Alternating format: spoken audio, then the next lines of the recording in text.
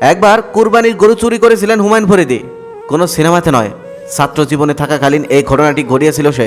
অনেকেরই এই ঘটনাটি অজানা, চলুন আজকে সেই ঘটনাটি শুনে আসি।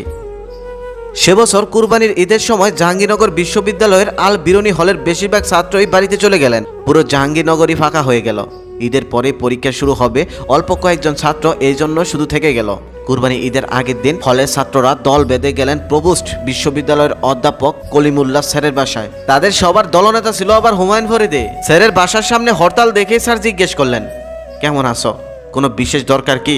হুমায়ুন ফরিদী তখন স্যারকে বলল, স্যার সবাই ঈদের ছুটিতে বাড়িতে চলে গেছে, শুধুমাত্র আমরা কয়েকজন ছাত্র আছি, পরীক্ষার কারণে বাড়িতে যেতে পারলাম না। সবাই বাড়িতে গিয়ে মজা করবে, কুরবানির গোশত খাবে, আর আমরা এখানে আটকা পড়ে থাকবো।